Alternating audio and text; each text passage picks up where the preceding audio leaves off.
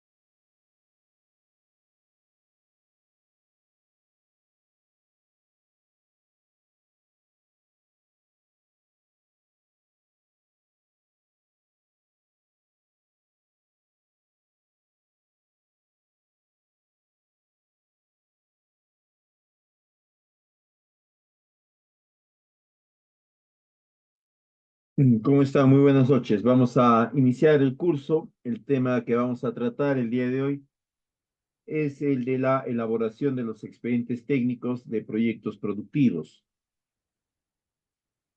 Como nosotros tenemos conocimiento, el Estado peruano fomenta el desarrollo, o fomenta y promueve la generación de propuestas orientadas a facilitar, promover el desarrollo productivo y la competitividad de una serie de cadenas productivas que son previamente priorizadas y que son de interés regional, local y también nacional.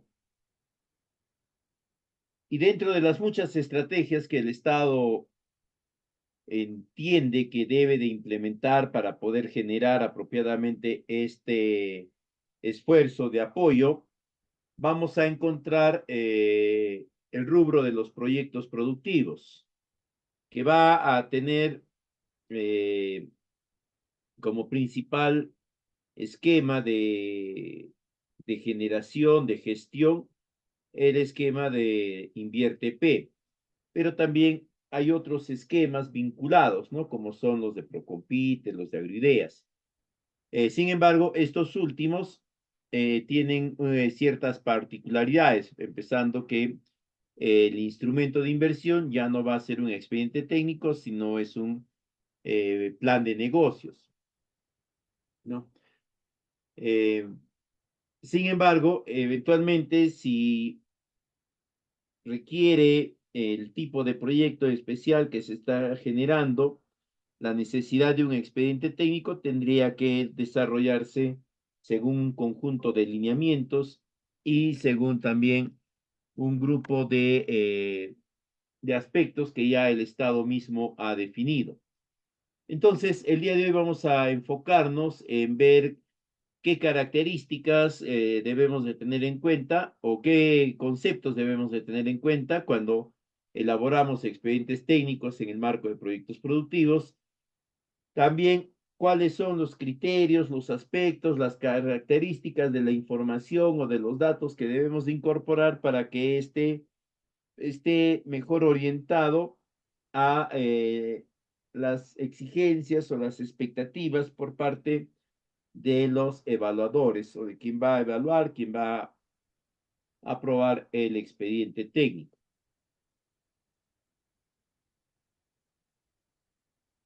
El temario, si bien es cierto, aparentemente es amplio, pero básicamente comprende los aspectos que se tienen que considerar en la elaboración de un expediente técnico, ¿no? Algunos aspectos, algunas características, y de ahí vamos a ver los estudios básicos y específicos, y posteriormente vamos a pasar ya a la estructura propia del expediente técnico, empezando con la memoria descriptiva, las especificaciones técnicas, metrados y así sucesivamente. Como todos sabemos, un expediente técnico es un instrumento de inversión. ¿Qué quiere decir eso? Que el expediente técnico va a ser el documento a través del cual se van a generar los diferentes gastos, los diferentes egresos, en este caso del proyecto productivo. En este documento del expediente técnico, toda esa información va a estar sumamente detallada, va a estar especificada, incluso dependiendo de la complejidad, dependiendo de ciertas particularidades, puede estar también acompañada de ciertos esquemas, de ciertos gráficos que los vamos a conocer como planos y similares, ¿no? Porque ya requiere algo más de precisión, algo más de aclaración para que se pueda comprender mejor la ingeniería de la partida. Esta es la estructura general que tienen los expedientes técnicos y que ha sido considerada en ese sentido por InvierteP. Si ustedes se dan cuenta, antes de de estos lineamientos que ya tienen cierta data, vienen al menos del 2020, 19, la estructura del expediente técnico era algo distinta, ¿no? Primero empezaba la memoria descriptiva, de ahí recién venían los estudios básicos y especialidades, las especificaciones técnicas y así. Sin embargo, InvierteP modifica o varía la estructura interna, o la disposición de algunos documentos. No modifica la estructura, no modifica las características, el nivel de precisión, el nivel de detalle que debe de tener el expediente técnico. Lo único que hace es trasladar de un punto a otro un conjunto de documentos que son los estudios básicos y especialidades. Y esto se entiende fácilmente porque van a ser los elementos que nos van a dar contexto y nos van a permitir que el resto de actividades, sobre todo las partidas que se van a plantear, estén dimensionadas apropiadamente.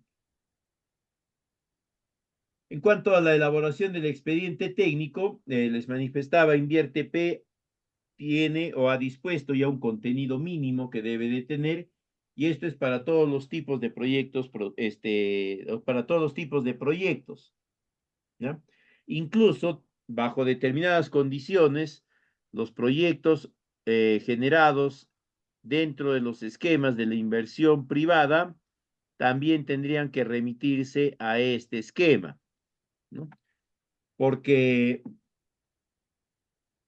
van a estar asociados a recursos y bienes del Estado, ¿no? Por ejemplo, si yo quiero construir, qué sé yo, un edificio, ¿no? Y es inversión pública, privada, voy a usar el espacio que es propiedad del Estado. No estoy hablando del suelo, ¿ah? Sino del espacio aéreo, ¿no? Y dependiendo de de las características de mi construcción, tendré que hacer una serie de ajustes para acondicionarme o estar alineado con lo que el marco normativo me exige, ¿no? Sobre ruidos, iluminación, etcétera, etcétera. En ese proceso de buscar adecuarme a lo que el Estado me está exigiendo, yo voy a tomar conocimiento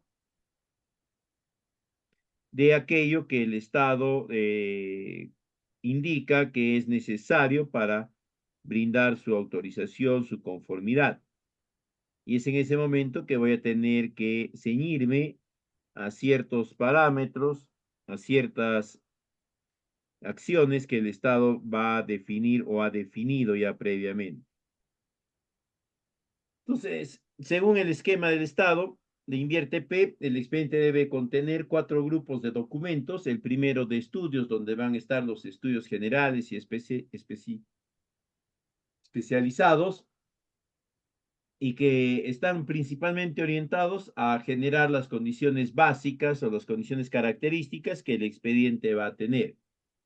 Luego viene el conjunto de grupos denominado generales, donde está toda la información general del proyecto y también donde se va a describir los aspectos generales del proyecto, dónde está ubicado, quiénes son los que se van a beneficiar, qué características tienen, cuáles son los costos subtotales del proyecto, etcétera. ¿No? Es decir, los aspectos genéricos del proyecto. De ahí recién viene el tercer grupo, que es ingeniería y detalles, donde ya se va a describir las características de las diferentes partidas, así es como se va a denominar ya este nivel, que va a ejecutarse en el proyecto.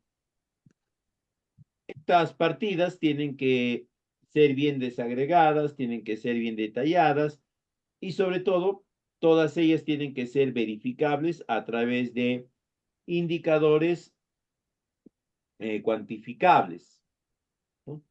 Y esos se van a convertir en los metrados de las partidas, esos indicadores. Y luego viene el cuarto grupo de presupuesto y cronograma, que es el grupo ya de documentos donde se indica cuáles son los alcances del proyecto, cuáles son los plazos para ejecución de cada una de las partidas y así también cuál es el monto de recursos asignado a cada una de las partidas. Y este aspecto es importante porque se entiende que al momento de elaborar el expediente técnico, eh, se ha previsto, ¿no?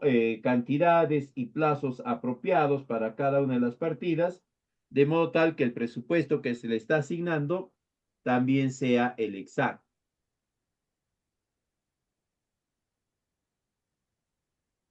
Ahora, dentro de cada uno de estos grupos de documentos, hay algunos que son obligatorios. Por ejemplo, en el primer grupo de documentos de estudios, los informes que son obligatorios, acá van a estar todos los informes generales y especializados. Va a ser, por ejemplo, el estudio de riesgo ante desastres,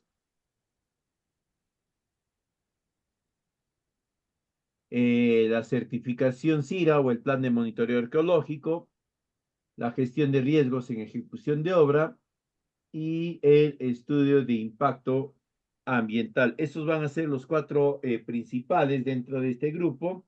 Y luego ya dependiendo de las características del proyecto, etcétera, se considerarán algunos de los otros, ¿no? El informe de estudio topográfico, un informe hidrológico, etcétera. Eso ya va a estar en función a las características particulares del proyecto. En el grupo de documentos generales, además de la información genérica que se tiene que ir incorporando, de la memoria descriptiva, las especificaciones técnicas, etcétera, se va a considerar un documento importante que está siendo muy supervisado, muy fiscalizado en los últimos meses, que es el Plan de Seguridad y Salud en el Trabajo. Entonces ahí vamos a tener los 5 estudios obligatorios que debe de tener todo proyecto o todo expediente de proyecto. Y luego sobre eso van a venir algunos estudios especializados adicionales que se deben de considerar. Ahora, en el tercer grupo de documentos de ingeniería y detalles, acá va a, como esta parte le corresponde al diseño de ingeniería del proyecto y también de las partidas, acá se esquematiza, acá se trazan, se delinean, etcétera, las características de cada una de las partidas. Si es necesario, como les decía al inicio, ¿no? Si es necesario generar un esquema que permita que la partida se pueda comprender mejor o que se tenga más claro cuál es el procedimiento para la ejecución de la misma, acá también se va a colocar, ¿no? Por ejemplo, en el caso de los proyectos productivos, acá se describe a detalle cada una de las partidas, ¿no? Cómo se hace, quién la ejecuta, cómo es el saludo, hay un saludo, no hay un saludo y demás. Y por último tenemos el cuarto grupo de documentos, que es el de presupuesto y cronograma. Y acá van todos los esquemas de presupuesto. El general, el desagregado, el de gastos generales, el de costos unitarios, etcétera, ¿no? Es en esta ¿Y este parte perro por qué donde se corrido? se va a consignar toda la información relacionada a ¿Mm? estos aspectos. O sea, ha venido de Don Por. ¿Mm? Bien, ahora vamos a ver algunas características y qué tipo de información sobre todo deben de consignarse en estos estudios básicos y especializados. En primer lugar, vamos a tener el estudio de riesgos y desastres. Este es un estudio que tiene que ser conducido por un especialista.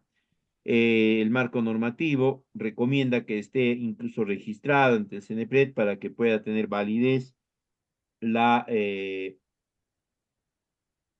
la serie de recomendaciones a las que se va a arribar.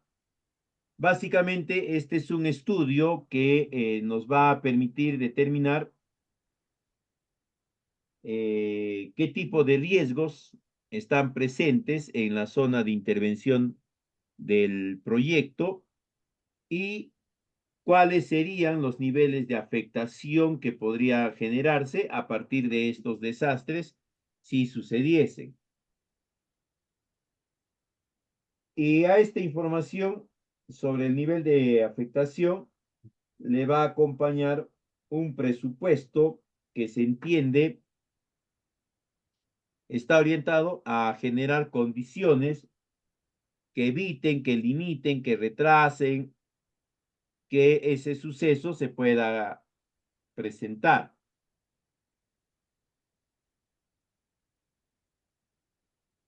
El especialista lo va a desarrollar a partir de un análisis de vulnerabilidades. Luego estas vulnerabilidades son en total, son un total de 8, pero de ellas obligatoriamente tiene que considerar 4 y tentativamente unas 2 más. Él lo va a segmentar, él ya tiene los criterios de análisis de estos estudios.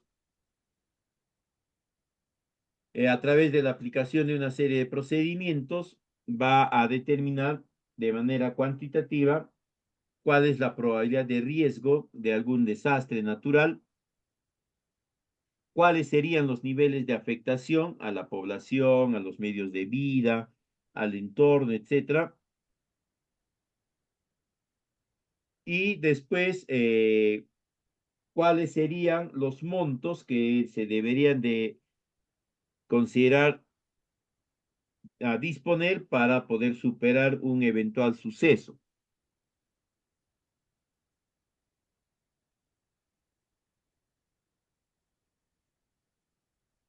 Entonces, una de las conclusiones que va a arrojar este estudio es una cuantificación monetaria que tiene que ser considerada a ser generada o a ser brindada a la población en caso que el desastre pueda manifestarse. Pero también hay otras recomendaciones, ¿no? Construcción de algo de infraestructura para evitar los sucesos, implementación de algunas técnicas, de algunas medidas para retrasar, ralentizar o mitigar los efectos del suceso. Por ejemplo, sabemos pues que no hay forma de que el ser humano pueda anteponerse a un sismo, un terremoto, pero sí puede estar preparado, puede estar acondicionado para hacer eh, un mejor desempeño al momento de estos sucesos.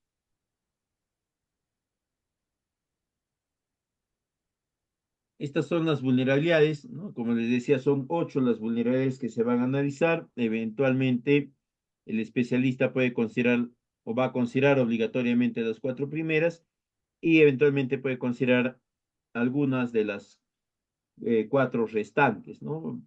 Hasta cumplir con el mínimo de 6, por ejemplo. Luego tenemos el estudio de riesgo en ejecución de proyecto. Este es un documento que tienen que generarlo. Es básicamente un documento que te obliga a la revisión integral del expediente técnico para verificar que no hayan errores o deficiencias en el diseño, que no existan situaciones que vayan a generar sobrecostos o sobreplazos, partidas que nos hemos olvidado, una partida que en lugar de decir 200 litros diga 200 centímetros cúbicos, por ejemplo, ¿no? Y así, ¿no? Se va a ir verificando cada uno de los riesgos y se va a generar información al respecto, principalmente para perfeccionar el expediente técnico, ¿no? También se podría considerar algo de información sobre esto, pero entendiéndose que estamos en una situación, por ejemplo, en riesgos regulatorios o normativos, no hay una regulación específica sobre el aspecto que se va a tratar, que se va a tocar en las capacitaciones, qué sé yo, y se indica eso, ¿no? Que no hay una regulación específica o que hay una confluencia de normativas que generan un, ¿cómo se llama esto? Generan conflictos en la implementación de una o de varias de estas normativas, ¿no?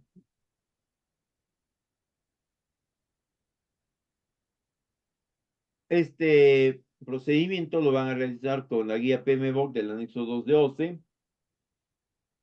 Hay una hoja de cálculo, la que están viendo ahí en pantalla, en la cual van a ir incorporando nada más la información y esta les va a ir arrojando si es un riesgo alto, un riesgo medio, un riesgo bajo, etc. Es recomendable que esto también sea elaborado, este estudio también sea elaborado por un especialista. Si bien es cierto, no es muy complejo porque hay que revisar información que se ha considerado ya.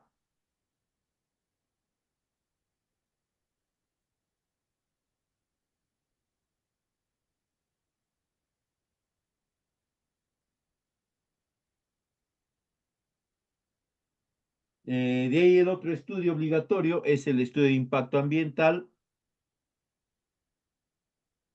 Como sabemos, todos los proyectos, actualmente, de acuerdo a nuestra directiva, todos los proyectos están obligados a elaborar y presentar su estudio de impacto ambiental. Y esto es aplicable para proyectos de inversión pública, privada, cooperación técnica internacional, etc. Existen diferentes métodos, sin embargo, el Estado recomienda que la metodología mínimamente aceptable puede ser la matriz de Leopold, es decir, no se van a utilizar otros procedimientos, otras técnicas que contengan esquemas o diseños, digamos, más simples que el de la metodología de Leopold, ¿no? La metodología de Leopold es básicamente un estudio que nace a partir de una relación que vas a establecer entre las diferentes actividades o partidas del proyecto y su relación o cómo impactan el, eh, con los diferentes factores ambientales, ¿no? Y ahí se va cuantificando, se le va dando valores, la intensidad, etcétera, para que se determine el nivel de afectación, ¿no? Y de ahí recién se proceda al planteamiento de las medidas de mitigación, de remediación, lo que fuese, ¿ya? Ahora, este estudio de impacto ambiental, por si acaso, puede ser de tres formas, ¿no? Un diagnóstico, si los impactos son leves, un estudio semidetallado, si los impactos son moderados, y un estudio detallado si los impactos son fuertes o severos. Además del estudio, la otra diferencia entre estas tres graduaciones de impacto ambiental es aspectos de complejidad de los mismos, ¿no? Por ejemplo, que el proyecto abarca un gran espacio territorial, por eso es de que los posibles efectos ambientales se puedan distribuir en un mayor espacio de territorio, ¿no? Ya, más o menos, tenemos también otra metodología comúnmente utilizada para el estudio de impacto ambiental, que es la de Fisher-Conesa, ¿no? Que es una variación de la anterior y que nos permite ya determinar la intensidad o el impacto, pero a través de una serie de verificaciones paramétricas, básicamente son 11, ¿no? En las cuales se va a ir evaluando, se va a ir verificando y de acuerdo a la información que se va obteniendo, se va a obtener finalmente un valor total del impacto. Dependiendo si el valor es positivo o negativo, se entenderá que el impacto también ambiental será positivo o negativo. Ahí está la fórmula para la determinación de, de este impacto ambiental a través de esta metodología. De ahí ya vienen los estudios especializados. Un estudio importante que siempre se va a considerar en los proyectos productivos es el estudio agrológico. Este estudio está orientado a permitirnos describir las características del suelo y del entorno para que en primer lugar nosotros consideremos estas características al momento de la generación de las partidas. Si en este estudio del suelo agrológico me resulta que la zona donde pretendo instalar mis parcelas demostrativas, por ejemplo, o donde los beneficiarios van a instalar sus campos de producción, no, pero no reúnen las condiciones ideales, pues no es el terreno apropiado siquiera para la producción. Entonces, a través de este estudio se determinarán esas características del suelo, se verá que no es el apropiado y se dispondrá pues de su cambio, de su reorientación, ¿no? Buscar otro predio donde las características sean más ventajosas, ¿no? Entre las principales acciones que se puede realizar. Este es un método bastante simple para realizar el estudio agrológico. Es el método de valores, del cuadro de valores numéricos. Se trabaja ahí con un conjunto de parámetros que están divididos en niveles, ¿no? En grados, perdón, grado 1, grado 2, hasta el grado 7, o en algunos casos empieza en el grado 0 porque no hay efecto, y llega hasta el grado 7 donde el efecto es mucho mayor. Y de acuerdo a la tabla, cada uno de estas graduaciones que verifiquemos de cada uno de los parámetros que se está analizando, vamos a determinar cuáles son las puntuaciones que le corresponderían a cada uno de estos factores. Luego se procede a una sumatoria de los subtotales que se han ido obteniendo Y finalmente vamos a determinar a qué clase de suelo pertenece ese predio o esos predios o esos lugares donde se ha ejecutado la evaluación. Esta es una de las técnicas más sencillas, pero que no por eso eh, deja de ser precisa, perdón, deja de ser apropiada y pertinente.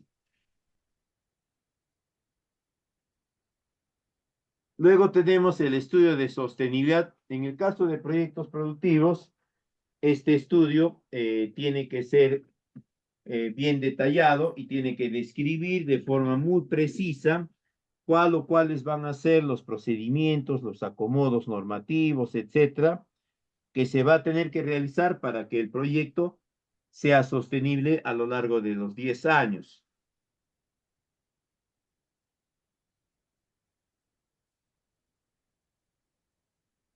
¿Ya? Por ejemplo, convenios, alianzas, ¿no? Con los INIAS, con universidades, institutos agropecuarios, colegios agropecuarios, agroindustriales, comunidades campesinas, lo que vayan a considerar que va a garantizar que se sigan brindando los servicios que se tenían previstos, ¿no? Asistencia técnica, capacitación y gestión del conocimiento, que son los servicios que se ofrecen con este tipo de proyectos. También se va a indicar cuál sería la fuente de ingresos que garantice la operación, ¿no? Es decir, que siga funcionando, porque la asistencia técnica te la va a dar un técnico, un especialista, un ingeniero. ¿De dónde vas a sacar el dinero para contratar, para pagar los servicios de este profesional? Abre su micro, por favor.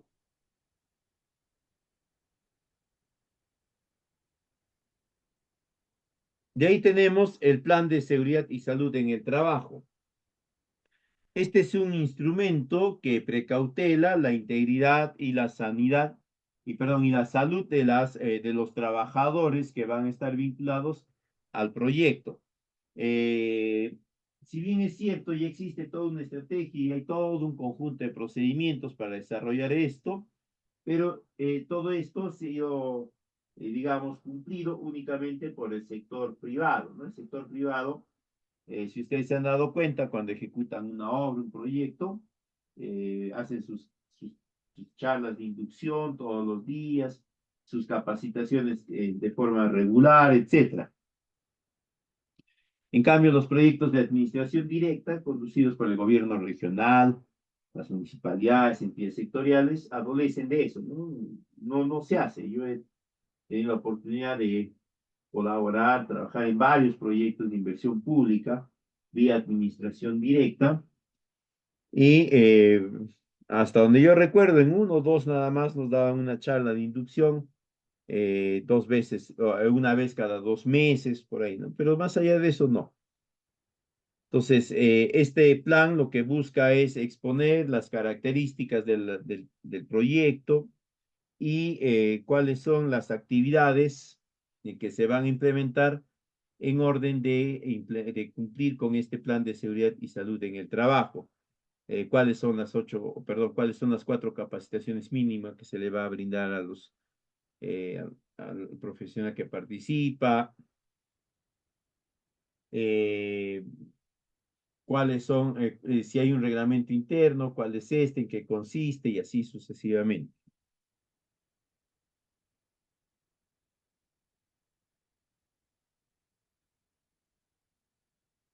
De ahí tenemos el plan de monitoreo de restos arqueológicos, ¿no? Ahí no hay que confundir, una cosa es este plan, ¿ya? Y otra cosa es el CIRA. El CIRA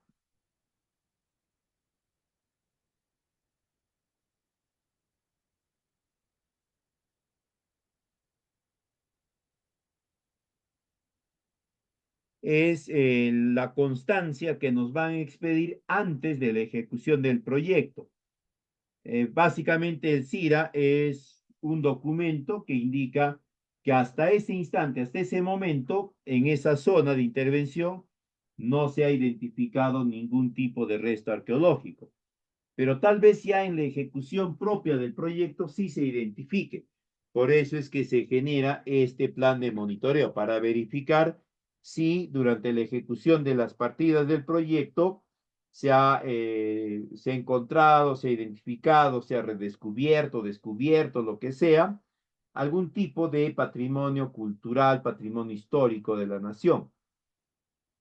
No solamente van a ser, como por ahí alguien me dijo, ¿no? Pero en esa zona sabemos que no ha habido ningún tipo de cultura, ningún tipo de civilización, así es que es difícil que haya algo de patrimonio de la nación, algo de patrimonio cultural, ¿no?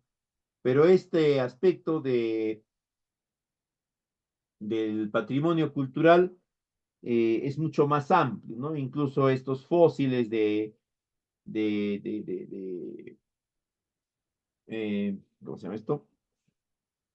De caracoles marinos, de estrellas de mar marinas de hace miles de años, millones de años atrás, también eso se considera patrimonio cultural. Entonces, todo eso se va a verificar a través de este documento. La mayoría de los documentos o de los estudios, tanto los básicos como los especializados, tienen que ser elaborados por especialistas, porque requieren algo de conocimiento, algo de comprensión sobre las características específicas. Eventualmente uno podría desarrollarlos o podría avanzarlos en cierta medida, sí. Sin embargo, eh, se corre el peligro que no tenga el nivel de precisión ni la calidad de contenido que se espera, ¿no? Y en algún momento nos podrían observar ese fin. Además de eso, en muchos de estos estudios ahora ya se está exigiendo que sean profesionales que estén autorizados o que estén registrados, empadronados para elaborar estos tipos de estudios. De ahí tenemos el formato 8A, la sección B. Esta es la sección que vamos a completar cuando elaboremos el expediente técnico. Básicamente en esta sección lo que vamos a consignar es la información, digamos, resumida sobre, perdón, la información relacionada a las principales partidas del proyecto y el conjunto de gastos que vamos a requerir hasta la culminación, liquidación del proyecto. Tiene que ser un documento que se va a elaborar a la culminación del expediente técnico, porque de la revisión del mismo nos va a salir la información que requerimos. Ahora vamos a ver los aspectos ya del expediente técnico propiamente dicho. Empezamos con la memoria descriptiva.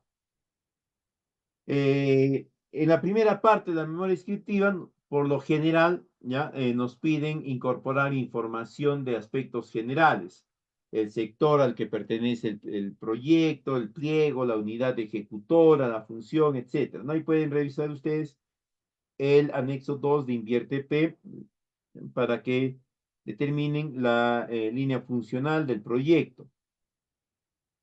También en este espacio ustedes van a indicar cuáles son los componentes del proyecto, es decir, las partidas principales, cuáles son las metas del proyecto, el objetivo y las metas, y cuáles son las fuentes de financiamiento que han ido identificando, ¿no? Va a ser enteramente con presupuesto del Estado, va a haber aporte de terceros, de los mismos beneficiarios, etcétera. De ahí van a ingresar cierto cierto nivel de detalle de los costos de inversión, de los costos de gestión del proyecto. Después tenemos el siguiente punto, que es el de antecedentes. Si bien es cierto acá, lo primero que se nos viene a la mente en cuanto a la información que vamos a incorporar es de proyectos anteriores, intervenciones previas, experiencias llevadas adelante años atrás, los resultados que se obtuvieron en aquel momento, etcétera. Esto es importante, sí, pero hay que tener en cuenta que el expediente técnico que estamos elaborando es de un proyecto que va a evaluarse en función a los objetivos y las metas. Y estas metas y los objetivos se van a poder plantear o van a poder ser descritos porque hay un conjunto de cumplimientos, ¿no? Y un conjunto de actividades que nos va a permitir alcanzar ese objetivo. No nos va a permitir alcanzar un objetivo mayor porque las actividades van a estar diseñadas para ese objetivo, ¿no? Digamos que mi objetivo es capacitar, entrenar a 2.000 beneficiarios, ¿ya? Y todas mis actividades se entiende que me deben ayudar a obtener eso. Todas deben de contribuirme a capacitar 2.000. Yo no podría considerar capacitar 3.000 porque mis actividades no me lo van a permitir, ¿ya? Ahora, ¿por qué les manifiesto esto? Porque muchas veces las autoridades o el mismo Invierte P o quien está quien va a gestionar el,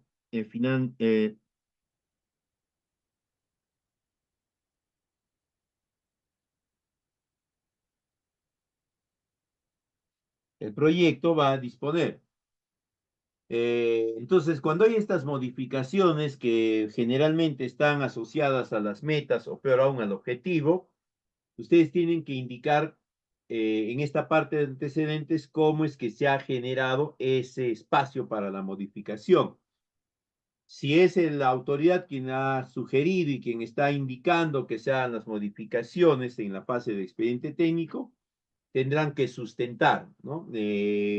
¿Por qué se va a capacitar o se va a trabajar ya no con 800, sino con 300? ¿Qué pasó, no? ¿Por qué en lugar de instalar 5 parcelas demostrativas solamente se van a instalar 4?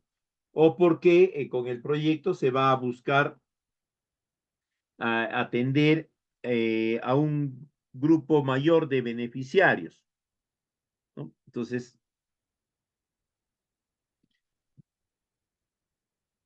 ahí sustentan eso, ¿no? El otro caso podría ser que Invierte P mismo les ha indicado que amplíen la cantidad de beneficiarios. Y en esta parte de antecedentes, ahí se van a referir, van a indicar el número de documento, el código de documento con el cual les han orientado hacia ese fin. Para eso también sirve este segmento de antecedentes. Incluso algunos recomiendan de que en este segmento se incorporen datos que respondan a todas las observaciones o a las observaciones que se hayan podido ir haciendo al proyecto en la fase de formulación, evaluación y la elaboración del expediente técnico. De ahí pasamos a la localización. Ya saben ustedes, en la localización se va a incorporar información de la ubicación de las zonas de intervención y el área de influencia. Van a señalar localidad, centro poblado, eh, distrito, provincia, región, ¿no? También es importante que indiquen que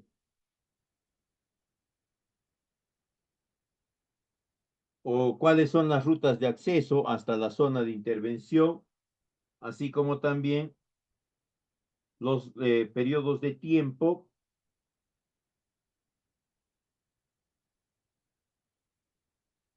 que les va a tomar el traslado, ¿no? Desde la capital Lima.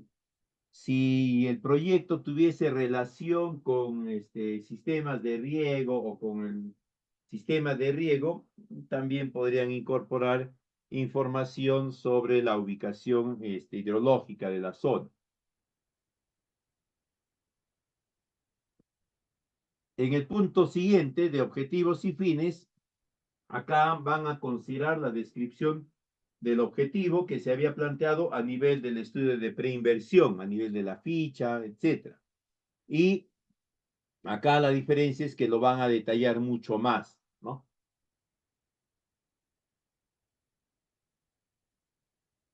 Además de eso, Además de eso, van a considerar acá también ir planteando algunos indicadores. Pueden ser indicadores de todo el procedimiento, de todo el proyecto, de toda la actividad, o pueden ser indicadores parciales. Eso ya va a quedar a criterio y discreción de cada uno de nosotros. El punto siguiente de problemática a resolver, acá se va a describir cuál es el problema que se ha identificado.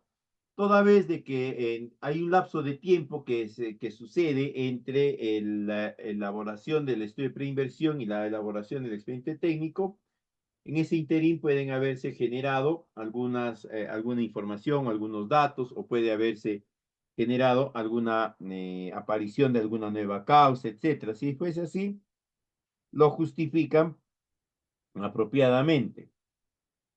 Pero lo que sí deben de considerar acá es incorporar información de otros instrumentos que se hayan generado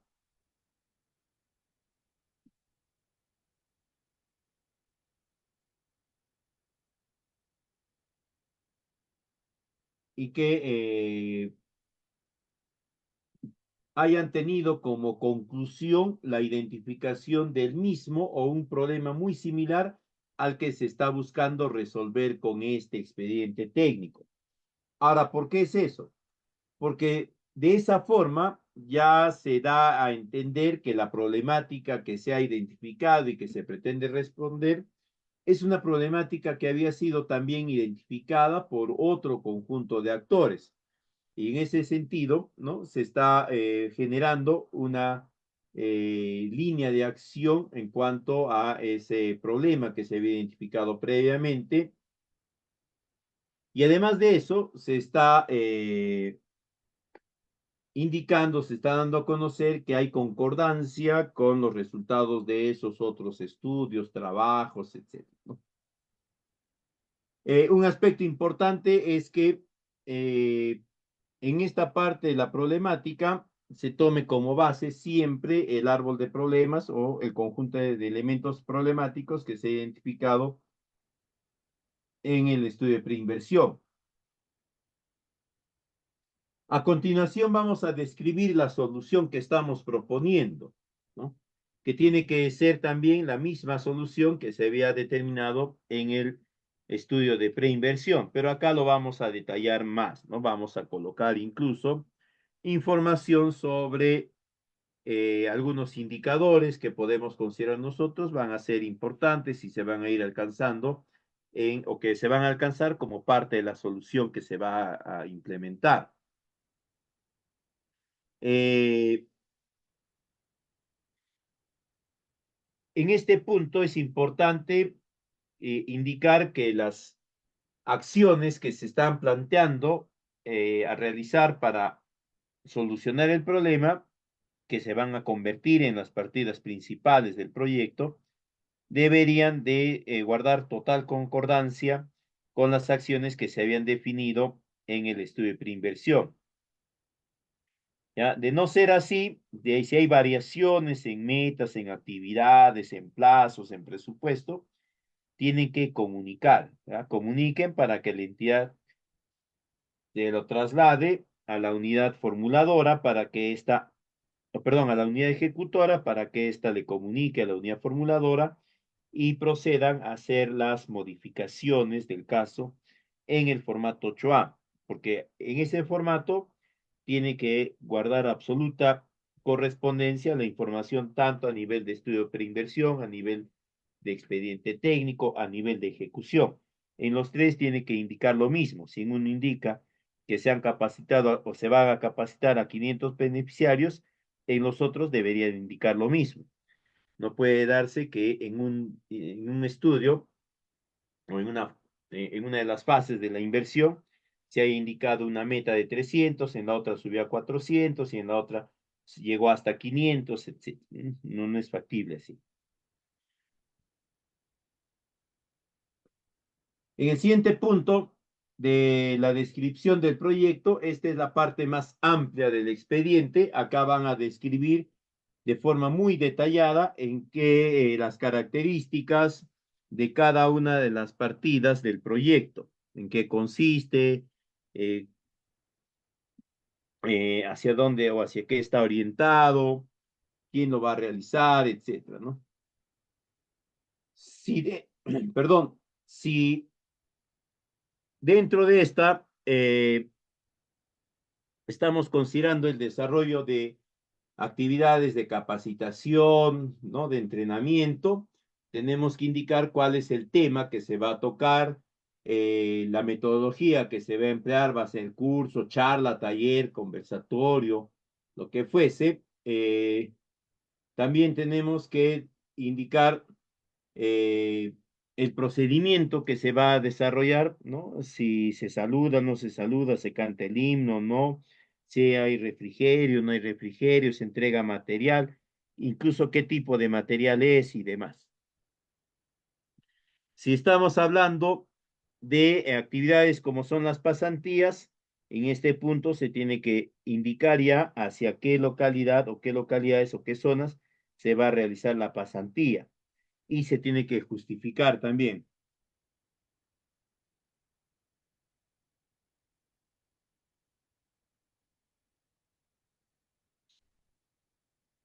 Eh, También en este punto van a describir cómo se desarrolla, cómo se va a desarrollar la asistencia técnica, quiénes o qué tipo de profesionales la van a conducir, técnicos, ingenieros, especialistas, ¿no? Si va a ser una vez al mes, dos veces al año, cada que se le necesita, y cuál es el procedimiento de la misma, ¿no? Se llega en bote, en barco, se teletransporta, qué tiempo va a durar. También se debe de considerar acá la incorporación de un boceto, de un esquema o del modelo de ¿cómo se llama esto? De la ficha de asistencia técnica, ¿ya?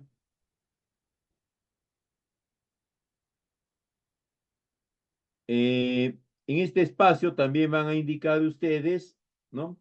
Las características del bien o del servicio. Básicamente en proyectos productivos, acá se va a tratar de servicios, ¿no? El servicio de capacitación, el servicio de entrenamiento. Entonces, acá ustedes tendrán que explicar, tendrán que sustentar, ¿no? La pertinencia de ese curso, de ese taller en el tema que se está tocando. Por ejemplo, es un curso taller sobre ¿cómo se llama esto? Sincronización del celo, ¿no? Entonces, acá ustedes indicarán por qué es importante ese curso. Es importante porque, no sé, se me ocurre, porque a partir de una buena sincronización del celo, se incrementa en 10, 15, 20, 30% la probabilidad de preñez de parte de las madres seleccionadas, ¿no? También es importante porque con una buena sincronización se puede orientar hacia el mejor periodo, hacia la mejor etapa, el mejor momento de la hembra para que pueda aportar más nutrientes o brindarle mejores condiciones al feto, que van a hacer, etcétera. Lo que se me ocurre ahorita, ¿ya? Eh, en el siguiente punto, por lo general es el punto 8, si no es el punto 7, van a incorporar información relacionada a los costos y la duración del proyecto. La duración del proyecto, vamos a tener dos momentos. El primero es la implementación, que tiene una duración que puede ir de 1 hasta 3 o algunos años más. En la ejecución, perdón, y en el funcionamiento, ahí sí van a considerar siempre un periodo de 10 años. ¿Qué quiere decir eso? Que el proyecto debería de seguir funcionando, brindando asistencia técnica, capacitación, todo lo demás, a lo largo de los 10 siguientes años. Y lo tiene que hacer de una forma idónea, ¿ya? Con la misma calidad que se planteó o que se generó al momento de la ejecución del proyecto. Y ahí es donde entra a tallar lo de la estudio de sostenibilidad, ¿no? Porque cuando estaba el proyecto, pues con la plata del proyecto se generaban las actividades. Cuando ya no está el proyecto, ¿con la plata de quién? ¿De dónde sale? Te lo facilita la municipalidad, el gobierno regional, alguna entidad sectorial. Hay donaciones, transferencias especiales, algún cobro adicional en los impuestos, no lo sé. Eso ya tienen que definirlo ustedes con las autoridades que estén gestionando el proyecto. Esto ya hemos comentado. En el siguiente ítem van a describir los efectos, o perdón, los beneficios esperados. Los proyectos productivos se caracterizan por un aspecto fundamental. Ese aspecto fundamental es que la metodología de análisis que se va a emplear sobre ellos va a ser la de costo-beneficio. ¿Por qué? Porque como resultado de la capacitación, del entrenamiento, el productor va a pasar de sembrar, de producir 100 a producir 150. Esos 50 adicionales es el resultado de la capacitación. Ahora, cuando el productor hace eso, ¿no? Estos 50 adicionales lo vende también, lo coloca en el mercado y ya obtiene un valor de venta final. Es por eso, y eso es fácilmente monetizable, ¿no? Y es por eso que se considera la metodología costo-beneficio como la metodología para evaluar los beneficios de este tipo de proyectos, de los proyectos productivos. Entonces, en este punto ustedes van a verificar que como resultado del análisis económico de la actividad productiva que van a generar con el proyecto, se identifica que los indicadores de rentabilidad a precios privados, por lo general, son favorables, ¿no? Es mayor a 0, en el caso del BAN, en el caso de TIR será pues mayor a 8, ¿no? Porque 8% es la tasa de descuento, ¿ya? Eh, Además de eso, ustedes van a considerar acá otros tipos de beneficios, ¿no? Por ejemplo, los beneficios sobre su autopercepción, ¿no? Menos liberalización de recursos, porque ya no va a requerir tanto efectivo, tanto dinero para la adquisición de una cantidad importante de fungicidas, de pesticidas, qué sé yo, ¿no? Porque va a aprender nuevas técnicas de control o técnicas más eficientes, no lo sé. Entonces, todo eso se considera en este punto. Pasamos ahora a las especificaciones técnicas. En las especificaciones técnicas, ustedes tienen que considerar ¿ya? Cuál va a ser el esquema detallado de desarrollo de las partidas del proyecto. Si es un módulo demostrativo, cómo se va a identificar primero la ubicación del módulo, segundo, cómo se va a proceder a la instalación del mismo, después a la conducción, a la evaluación, etc.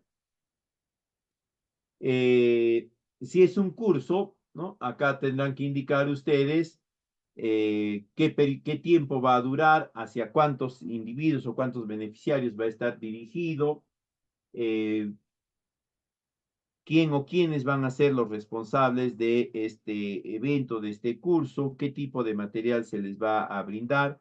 De ser factible, incluso en algunos casos nos piden que indiquemos ya las características generales de ese producto, de ese material de difusión.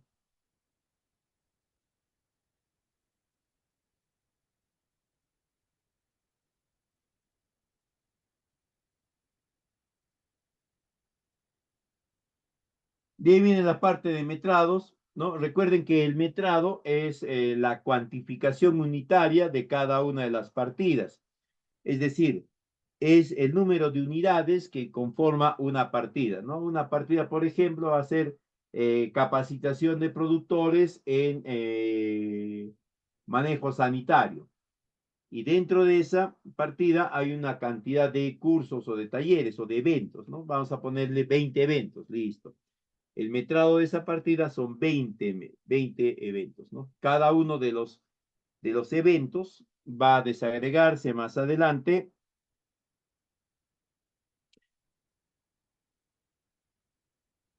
en sus costos unitarios, ¿no? Entonces, el metrado siempre va a ser la expresión cuantificada de las unidades de la partida. Es una unidad de la partida. La partida puede ser instalación de campos demostrativos. ¿Cuántos campos demostrativos? 5. Entonces quiere decir que cada uno de ellos, cada campo demostrativo es una unidad de la partida. Sobre esa se va a generar luego sus costos unitarios. De esa unidad se sacan sus costos unitarios,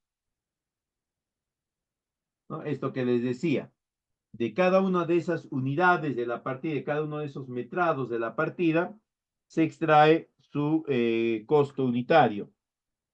Ahora, este costo unitario comprende todos y cada uno de los recursos que se va a requerir o que se va a necesitar para generar ese metrado. Por ejemplo, si hablamos de un taller, de un curso taller, vamos a requerir para empezar el local, la ambientación, los equipos de proyección, ¿no? Las mesas, las butacas, todo ello. Después vamos a requerir al profesional, pero el profesional no se teletransporta, pues, ¿no? No es como Goku de la serie, ¿no? Que está en su casa y piensa en el local y aparece en el local de capacitación. Él se tiene que trasladar, ¿no? Entonces también tiene que considerar sus costos de traslado, de permanencia, de alimentación y todo eso. Luego de eso está todo el contenido temático, ¿no? ¿Quién lo elabora? Lo elaboró el especialista, lo elaboró otra persona, cuáles son los criterios que ha tomado para esa elaboración. De ahí vendrán todos los gastos relacionados ya al procedimiento propio. El traslado a la zona donde se va a dar el curso, la instalación de todos los elementos para el curso, ¿no? La bienvenida a el registro de participantes. ¿Quién lo realiza la secretaria, no lo realiza nadie. Todo eso tiene que ir desagregadito en este punto.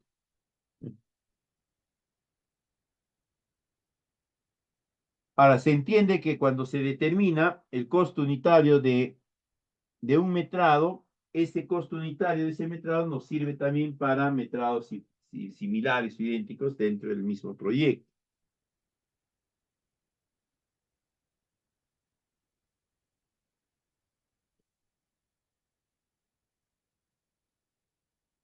Ahora, este análisis de costos unitarios es el más amplio de todos los análisis que tenemos en el expediente técnico, porque acá se va a desagregar a nivel de cada uno de los recursos todas las partidas, ¿no? Cada una de las partidas se va a ir desagregando.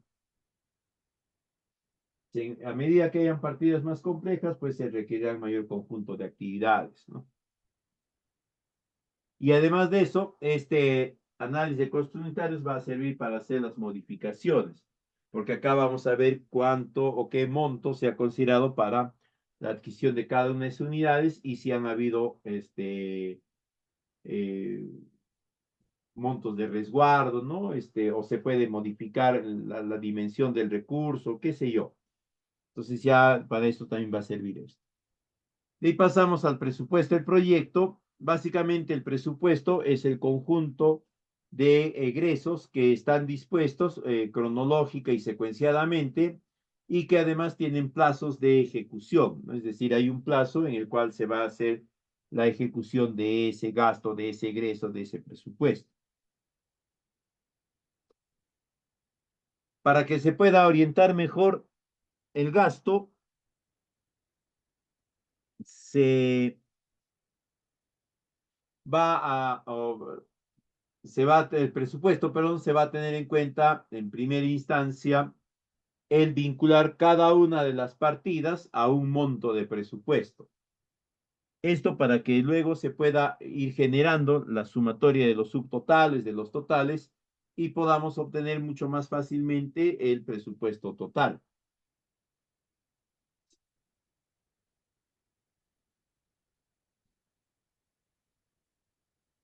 Una primera forma de presentación del presupuesto es el presupuesto general. Como su mismo nombre lo indica, en este presupuesto nosotros vamos a considerar todos los costos del proyecto, ¿no? Tanto los costos directos como los costos indirectos. Todos los costos directos están asociados a la eh,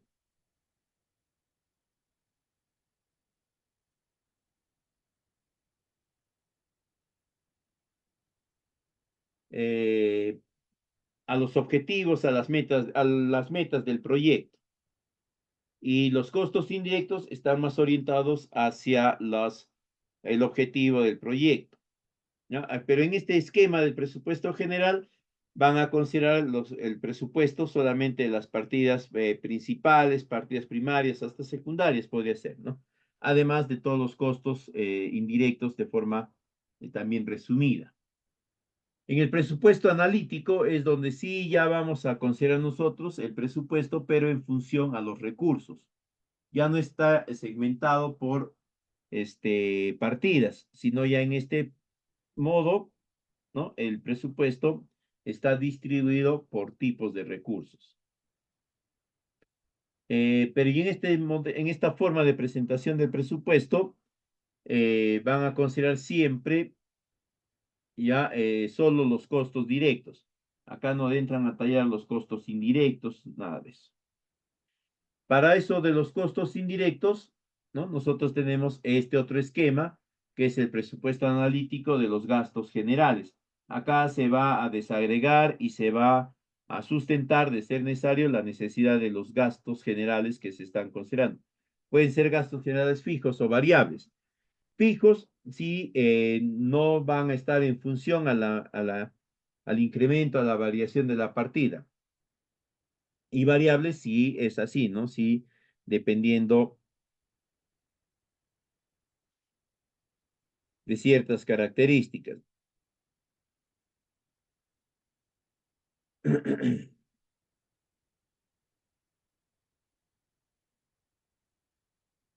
Eh, Luego tenemos la representación algebraica de la estructura de costos, que nosotros la conocemos como la fórmula polinómica. Esta es una representación de la orientación del presupuesto de acuerdo a aquellos insumos que tienen más participación, ¿no? Dentro del proyecto. Básicamente sirve para hacer las actualizaciones de gastos ya en la fase de ejecución, para verificar que haya una congruencia entre lo propuesto, lo ejecutado y lo verificado. Para ir terminando, tenemos el cronograma del proyecto. En esta parte van a incorporar siempre el cronograma de ejecución de metas. Pueden hacerlo a través de un diagrama de GAN o de PERT, ya depende de ustedes.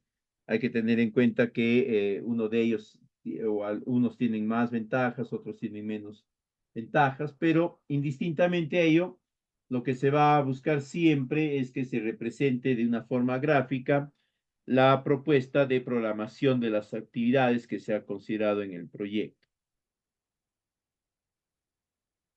También se recomienda que se utilice un esquema apropiado en el cual podamos incorporar nosotros algo de información adicional, no solamente la localidad del nombre, ¿no? Vinculado a esto tenemos los cronogramas de desembolsos. Ya, el cronograma de desembolsos, yo les recomiendo que lo segmenten en periodos de 3 meses, porque el Estado al menos los pide así también, que se hagan los descargos cada 3 meses, y a menos que no lo hayamos tomado en cuenta eso, se nos va a complicar ciertamente ya en ciertos momentos, ¿no? Sobre todo en los momentos en los que nos soliciten los reportes y a la vez también algún tipo de información sobre los gastos ejecutados. Este cronograma de desembolsos tiene que guardar pertinencia con la programación que se haya generado, sea la del expediente o sea una modificación del mismo. Vinculado a este cronograma de desembolsos va a estar el cronograma de requerimiento de materiales, el cronograma de requerimiento de personal y el cronograma de requerimiento de maquinarias y equipos. Estos tres en conjunto, en cuanto a sus cantidades y a sus precios unitarios, tienen que darnos el mismo importe que se le está dando a esa partida en el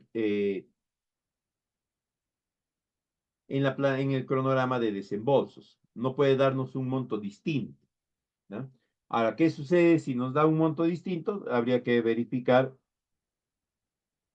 las características, los insumos, las unidades, las características, etcétera, ¿no? Y por último vamos a tener el espacio para los planos y anexos. Acá, dependiendo si hay planos, van a considerar todos los planos que correspondan a la infraestructura o a la construcción que están proponiendo. En cuanto a los anexos, si es un proyecto donde va a haber infraestructura, tiene que haber todo un expediente técnico de obra. Si es un proyecto que está vinculado al recurso hídrico, no se olviden, tiene que haber la licencia de uso de agua. Todo aporte, todo compromiso que se pueda generar tiene que estar acompañado de una declaración jurada y también en algunos casos de un convenio. Eh, Otro aspecto que van a colocar otro tema que van a colocar en los anexos son los términos de referencia del personal que va a ejecutar el proyecto, ¿no? Del residente, jefe de proyecto, coordinador de proyecto, lo que sea, del supervisor, administrador, los términos de referencia del personal técnico de campo, ¿ya? También van a colocar acá, dependiendo de la entidad, ¿no? En algunos casos nos solicita que incorporemos los formatos de los informes periódicos, también del informe final, etc., ¿no? Esto con la finalidad de poder conducir un mejor monitoreo, un mejor seguimiento a las actividades que se realizan. Bien, acá hay algunas consideraciones especiales, ¿no? Verifiquen que estos elementos estén considerados dentro del expediente técnico. No se olviden de tener en cuenta que el objetivo planteado siempre tiene que ser el mismo que se había planteado en el expediente, en el estudio de preinversión. Además de eso, ¿no? Tienen que considerar que cada una de las actividades principales están asociadas a una meta. En cuanto a la planificación de actividades, esta tiene que ser muy cuidadosa, empleen bastante su experiencia, su conocimiento sobre el cultivo y sobre la localidad para que los plazos no sean excesivos ni tampoco sean muy reducidos, ¿no? Que sean plazos apropiados que permitan el desarrollo de la actividad. En el caso de presupuestos, ya no se olviden que tienen que considerar un buen presupuesto. Para eso, el Estado les indica que deben de realizar 2 o 3 cotizaciones, pero no les indica que van a utilizar el precio más bajo, el precio más alto, o sino el precio del intermedio. Ustedes pueden determinar el precio que van a cobrar, ¿no? Y luego lo justifican nada más de forma apropiada. No se olviden, importante no mezclar rubros de gastos, ¿no? De los costos directos hacia los costos indirectos, ¿ya? Porque eso sí es una falta. Otro aspecto, no se olviden de verificar, ¿no? ¿Cómo se llama? Eh, la existencia de todas las autorizaciones, trámites, informes, ¿no? Que permita que se ejecute el proyecto en la zona que hemos determinado. Otro aspecto que sí se recomienda, esto ya es más en la ejecución, es que se socialice con los beneficiarios la propuesta de proyecto para que ellos opinen, mejoren desde sus aportes, también consideren que mejoren la prestación del servicio. Todo proyecto productivo siempre va a requerir una línea de base, ya que les pueden pedir o les pueden encargar que lo ejecuten ustedes mismos o lo puede ejecutar un especialista. Indistinto a ello, no se olviden que el estudio de línea de base es casi como una fotografía del momento, ¿no? Es cómo estamos dispuestos, qué estamos haciendo ahora. Bien, seré todo en esta oportunidad. Si hubiesen preguntas, no se preocupen, la PPT les voy a compartir a través de la institución para que les haga llegar a todos ustedes.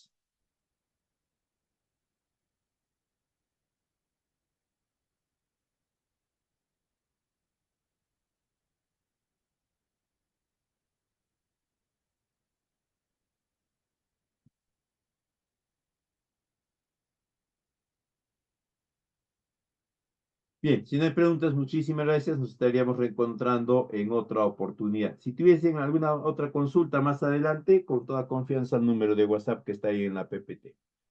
Le cedo la palabra una vez más al moderador para que les dé algunos alcances finales. Permiso, buenas noches.